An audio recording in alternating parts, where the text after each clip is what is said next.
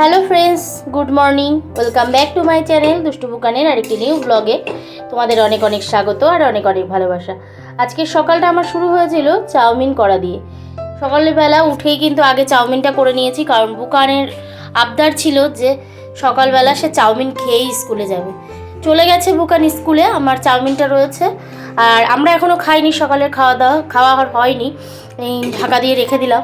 এদিকে করে নিয়েছি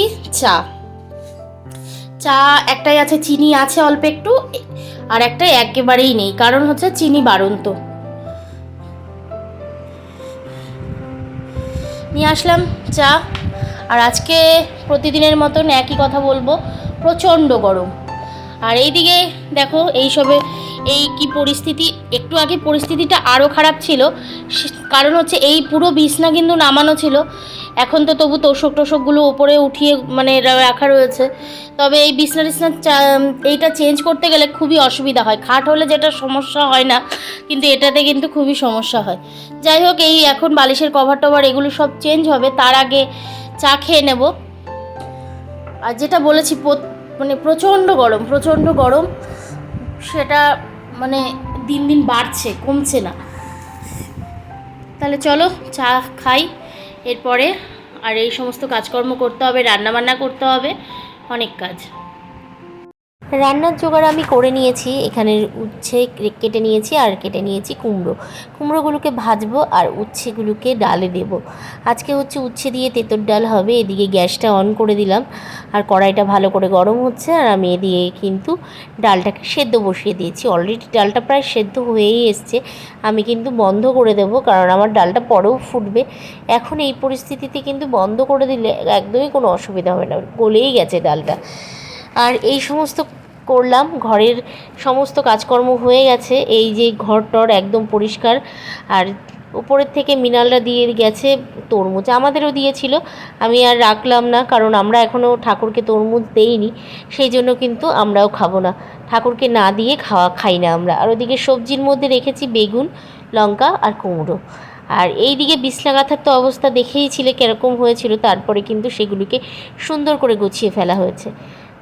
একদম চলে আসলাম দুপুরবেলা, স্নান করে পুজো হয়ে গেছে, এবার কিন্তু খাওয়া দাওয়ার পালা।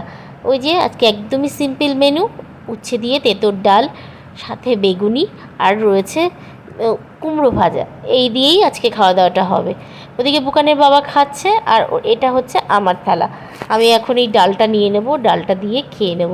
খাওয়া দাওয়া করে মিনিট 15-20 মতন হয়তো একটু রেস্ট নেব, তারপরেই কিন্তু বেরিয়ে যাব, কারণ যেতে হবে চাঁদপাড়া। আমার দাদুর খুবই শরীর খারাপ, সেখানেই যাব। খেয়ে দিয়ে একটু 10-15 মিনিট না শুলে হবে না, তাই। তাহলে চলো, দেখা হবে পরে আবার।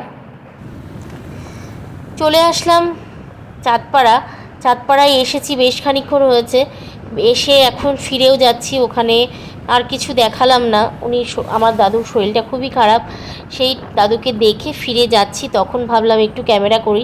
আজকের ভিডিওটা একেবারেই ছোট হয়েছে, কারণ ওখানে গিয়ে যদি কিছু দেখাতাম তাহলে হয়তো ভিডিওটা একটু বড় হতো। আমার দাদুর তো অনেক দিন ধরেই বিছনায় শয্যাশায়ী, সেখান থেকে পেটটা ফুলে যাচ্ছে, অনেক রকম সমস্যা দেখা দিচ্ছে।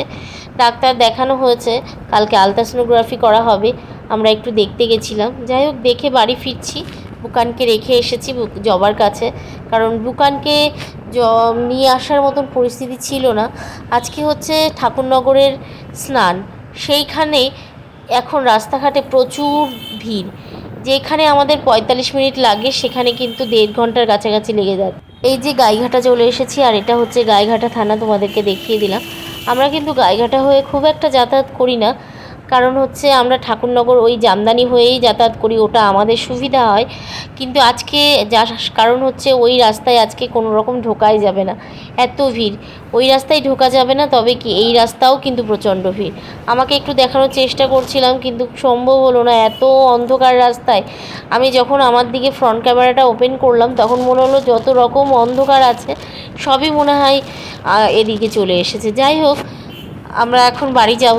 বাড়িতে গিয়ে মোমবার দোকানে একটা সই করার ব্যাপার আছে, সেটা করে দিয়ে বাড়ি চলে যাব।